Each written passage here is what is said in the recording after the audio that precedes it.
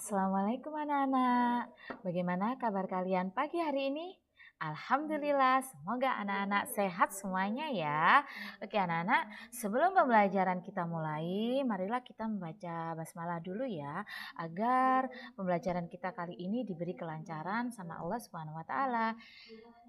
Bismillahirrahmanirrahim. Oke anak-anakku semuanya, sebelum pembelajaran dimulai, pastikan anak-anakku semua sudah menyiapkan buku tematiknya, buku tulisnya, sama peralatan tulisnya, pensil, penghapus. Kali aja nanti anak-anak jika ada yang penting, boleh dicatat di buku tulisnya. Ingat ya, kalau ada yang penting wajib untuk dicatat. Oke anak-anakku semuanya, hari ini kita akan mempelajari tentang apa ya? Pasti kalian sudah tahu. Tada, ada puisi. Di buku paketnya ada di halaman 6. Ya kan anak-anakku? Nah, di halaman 6, puisi. Apa itu puisi? Coba kalian perhatikan baik-baik. Puisi adalah karya sastra hasil ungkapan dan perasaan penyair dengan bahasa terikat, irama, mantra, rima, serta penyusunan lirik dan bait serta penuh makna. Itu adalah pengertian puisi. Jadi puisi itu karya sastra hasil ungkapan perasaan penyair atau perasaan kita sebagai penulis dengan bahasa yang terikat oleh irama, rima, dan penyusunan lirik. Seperti itu pengertian dari puisi. Berikutnya ada unsur-unsur puisi. Unsur-unsur puisi ini juga ada di buku paket ya anak-anakku. Nah, ada di halaman 6. Unsur-unsur puisi itu ada apa saja? Yang pertama terdiri dari struktur fisik. Nah, struktur fisiknya ini yang pertama ada perwajahan puisi atau tipografi. Tipografi itu baris-baris puisi yang tidak selalu dimulai dengan huruf kapital dan diakhiri oleh tanda titik. Jadi di tipografi itu, jadi puisi itu tidak harus diawali oleh huruf kapital dan tidak harus diakhiri oleh tanda titik. Yang kedua ada imaji.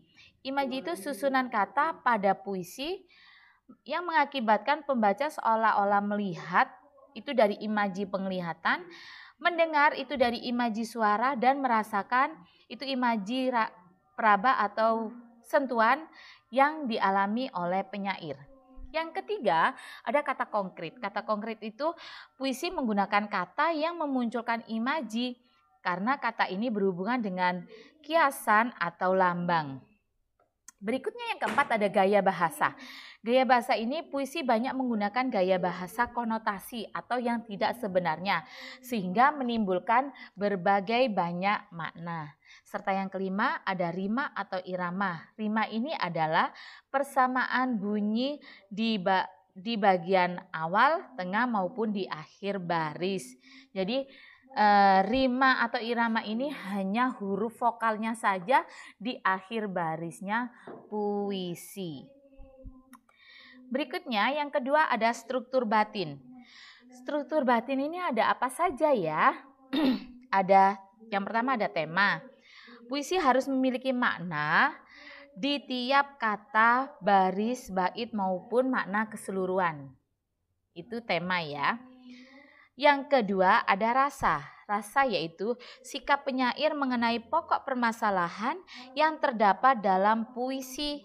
Yang ketiga itu ada amanat. Amanat itu pesan yang akan disampaikan penyair kepada pembaca yang terdapat dalam puisi tersebut. Jadi unsur puisi ini terdiri dari dua, struktur fisik dan struktur batin. Berikutnya macam-macam puisi. Ada yang sudah tahu macam-macam puisi itu ada berapa? Perhatikan. Nah, yang pertama, macam puisi yang pertama adalah puisi lama. Puisi lama itu puisi yang masih terikat oleh aturan-aturan. Aturannya itu apa saja? Yang pertama, ada jumlah kata dalam setiap barisnya. Yang kedua, jumlah barisnya dalam satu baitnya itu ada berapa. Yang ketiga, ada rima. Keempat, ada banyaknya suku kata di tiap baris. Dan yang kelima, ada irama. Macam puisi yang kedua, ada puisi baru. Puisi baru adalah puisi yang tidak terikat oleh aturan, baik jumlah baris, suku kata maupun rima. Di puisi lama, contohnya ada di buku paket halaman 7 ya, anak-anakku semuanya. Ada di halaman 7. Contohnya ini adalah pantun dan syair. Ini ada contoh pantun. Biarlah orang bertanam bulu, mari kita bertanam padi. Biarlah orang bertanam musuh, mari kita menanam budi. Itu contoh puisi lama pantun. Kalau contoh puisi barunya ada balada. Balada itu puisi yang berisi kisah atau cerita, dan himne. Himne itu puisi yang berisi pujaan terhadap Tuhan, tanah air atau pahlawan. Setelah ada macam-macam puisi, berikutnya ada bagian-bagian puisi. Puisi terdiri atas bagian-bagian yang merupakan kumpulan kata yang disebut dengan baris puisi. Baris-baris puisi terkumpul menjadi bagian-bagian yang disebut bait puisi. Contohnya ada di halaman 8. Diperhatikan di halaman 8, itu adalah contoh-contohnya baris puisi yang dijadikan satu menjadi bait puisi. Oke anak-anakku sekalian, mengenai bab puisi ini nanti jika ada yang ditanyakan boleh WA Bu Kilo ya, atau telepon atau tanyakan lebih lanjut. Oh ya, hari ini tadi kita sudah mempelajari tentang puisi ya. Jadi apa yang sudah kalian ketahui tentang puisi? Ada yang tahu?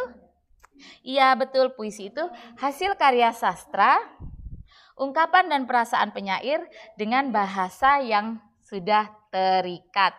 Terus unsur puisi ada struktur fisik dan struktur batin, serta macam-macam puisi, ada puisi lama dan puisi baru. Oke anak-anakku sekalian, cukup sekian pembelajaran kita hari ini. Untuk tugas-tugasnya, kalian nanti akan mengerjakan buku paket tematik halaman 13. Ya, nanti kalian kerjakan di buku tulis dan jawabannya difoto lalu dikirimkan ke asesmen. Cukup sekian pembelajaran hari ini. Tetap semangat belajarnya. Assalamualaikum warahmatullahi wabarakatuh.